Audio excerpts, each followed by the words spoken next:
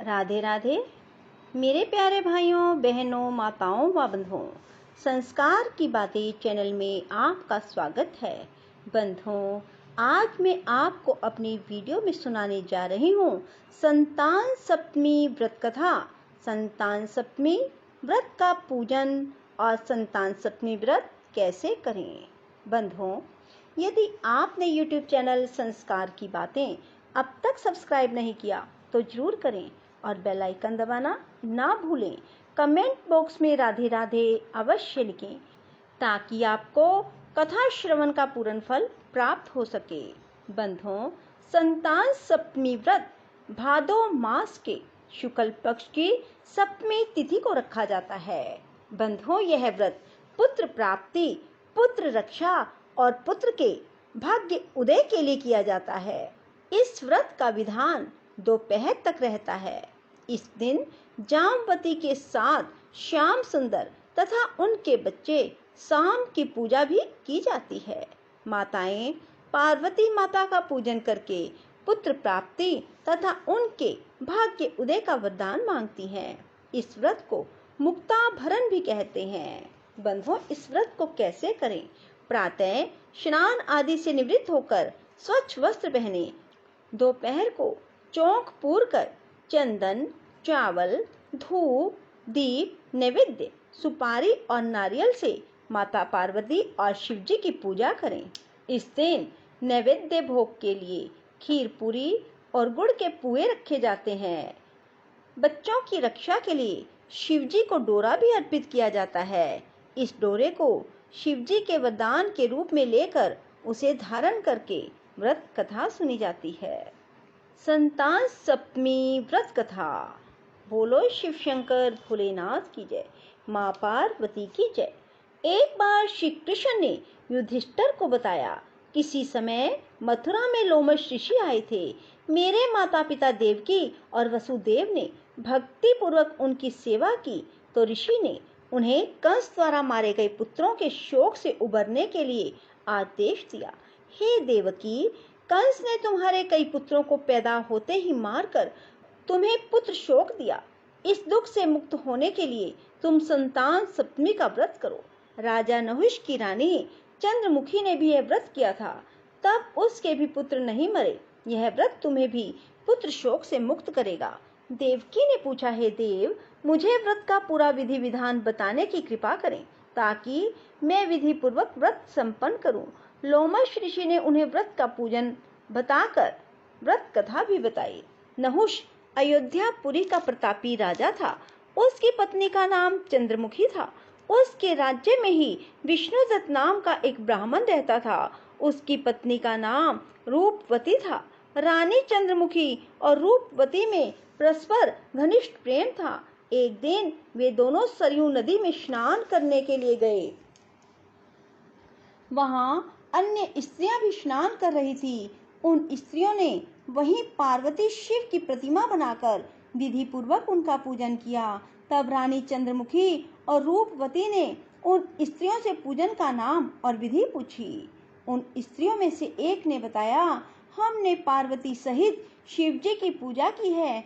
भगवान शिव का डोरा बांधकर हमने संकल्प किया है कि जब तक जीवित रहेंगी तब तक यह व्रत करती रहेंगी।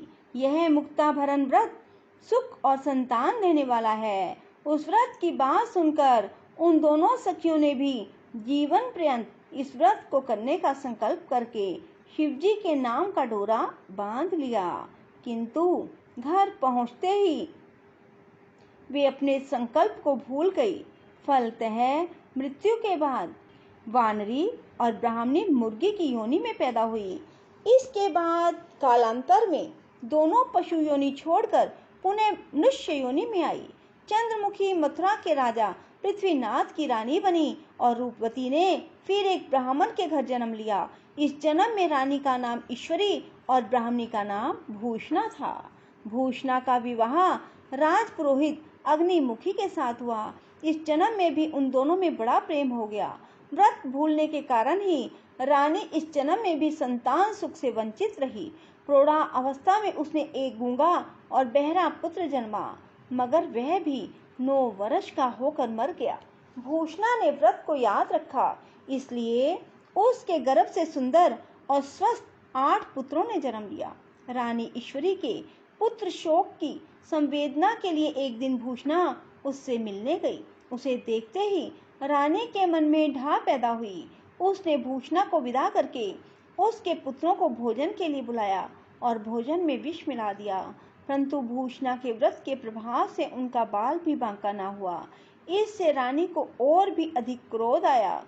उसने अपने नौकरों को आज्ञा दी कि भूषणा के पुत्रों को पूजा के बहाने यमुना के किनारे ले जाकर गहरे जल में धकेल दिया जाए, किंतु भगवान शिव और माता पार्वती की कृपा से इस बार भी भूषणा के बालक व्रत के प्रभाव से बच गए।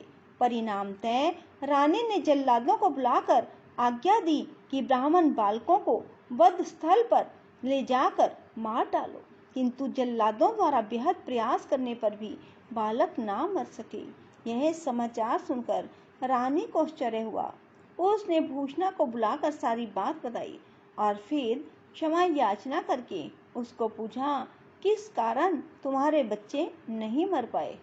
भूषणा बोली, क्या आपको पूर्व जन्म की बात स्मरण नहीं है? रानी ने आश्चर्य से कहा, नहीं, मुझे तो कुछ याद नहीं है। तब उसने कहा, सुनो, पूर्व जन्म में तुम राजा नहुष की रानी थी और मैं तुम्हारी सखी थी।